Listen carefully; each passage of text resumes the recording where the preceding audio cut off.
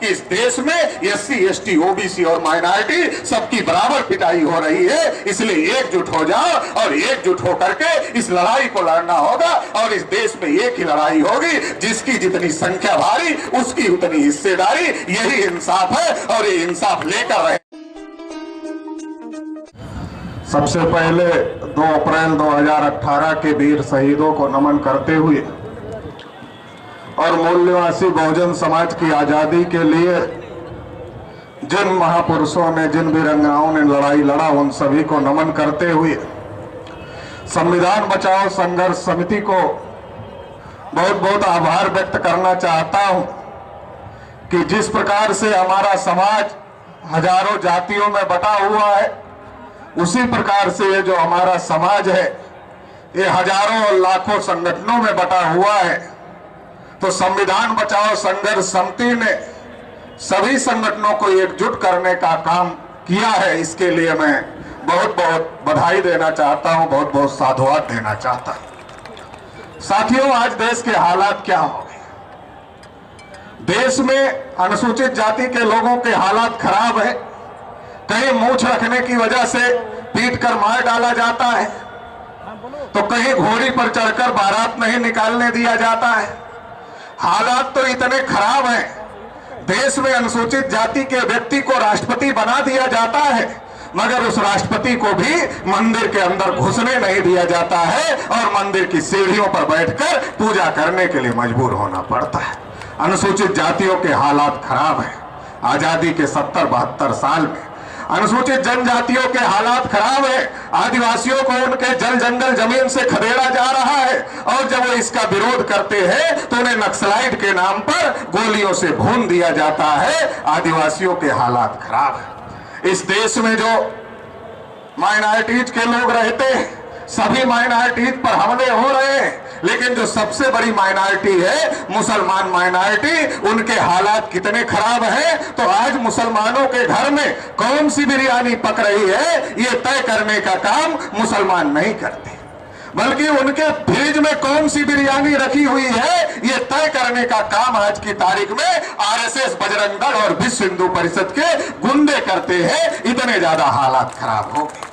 और इस देश की जो एक बहुत बड़ी आबादी है, 52% आबादी जिसे कहा जाता है, जिसे पिछड़ा वर्ग कहा जाता है, तो देश में जानवरों की गिनती होती है, कुत्तों की गिनती होती है, हिजड़ों की गिनती होती है, मगर पिछड़ों की गिनती नहीं होती।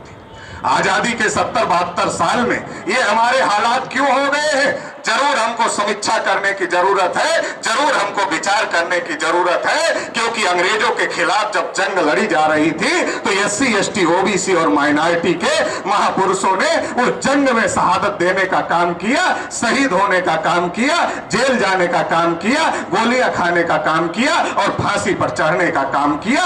और इस उम्मीद से साथ किया कि उन्हें यह बताया गया कि इस देश में अंग्रेज तुम्हारी समस्याओं का कारण है, अगर अंग्रेजों को खदेड़ दोगे तो तुम्हारी समस्याओं का समाधान हो जाएगा। तो जो हमारे पुरखे थे, हमारे पुरखों ने जेल जाना कबूल किया, गोली खाना कबूल किया, फांसी पर चढ़ना कबूल किया, इस विश्वास के साथ, इस उम्मीद के साथ कि जो हमारी आने वाली जनरेशन होगी वो जनरेशन आजाद रहेगी, उसे उसका हक अधिकार मिलेगा। लेकिन आजादी के 70-72 सालों में ऐसा नहीं हुआ। इसलिए हम लोग समीक्षा करने के लिए मजबूर हो गए, सोचने के लिए मजबूर हो गए, आखिर कारण क्या है? क्या देश की आजादी में हम लोग भी आजाद हुए? साथियों, जब इसकी जानकारी लेना शुरू किया तो ये बात पता चला, इस देश में बहुत बड़े बड़े घोटाले हुए, सैकड़ों करोड़ों के घोटाले हुए, लाख करोड़ के हजार करोड़ के घोटाले हुए, लेकिन इस देश में जो सबसे बड़ा घोटाला हुआ वो घोटाला है इतिहास का घोटाला।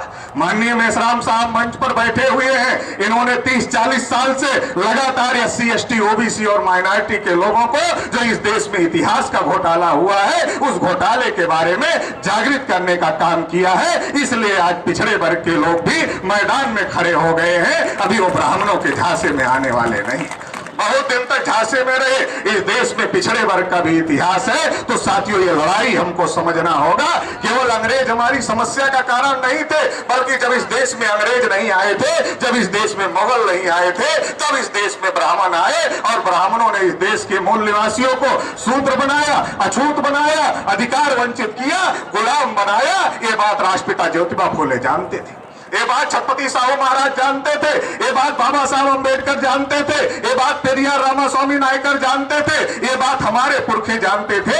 इसलिए ज्योतिबा फूले के पास जब गोविंद रनाडे गए तो ज्योतिबा फूले ने उनको पूछा, तुम अंग्रेजों को भगाने की बात तो कर रहे हो, मगर अंग्रेज चले जाएंगे, तुम्हारा राज आ जाएगा, और जब तुम्हारा राज आ जाएगा तुम हम जैसे कुणबी किसानों के साथ में समानता का व्यवहार करोगे। मेरा यकीन विश्वास नहीं है। ज्योतिबा फूले नहीं गए और उन्होंने बहुजन समाज के लोगों को कहा, जब तक अंग्रेज भारत में हैं, पहले ब्राह्मणों की गुलामी से आजाद हो जाओ। ज्योतिबा फूले सतर्क कर रहे थे। जो लड़ाई ज्योतिबा फूले लड़ रहे थे वही लड़ाई छत्रपति साहू महाराज ने लड़ा, और वही लड़ाई बाबा साहब अम्बेडकर ने लड़ा। ये जो फूले साहू अम्बेडकर का 108 साल का संघर्ष चला, इस संघर्ष की बदौलत इस देश में भारतीय संविधान आया। बाबा साहब अम्बेडकर की वजह से भारतीय संविधान आया, और जो संविधान आया उस संविधान की वजह से आज हमारे पास अधिकार है, मगर उन अधिकारों का उपयोग हम नहीं करने पा रहे हैं, क्योंकि इस देश की विधायिका पर उनका कब्जा है, इस देश की कार्यपालिका पर उनका कब्जा है, इस देश की न्यायपालिका पर उनका कब्जा है, इस देश की मीडिया पर उनका कब्जा है, सभी तंत्रों पर उनका कब्जा है। और खास तौर से जो पिछड़े वर्ग के लोग हैं,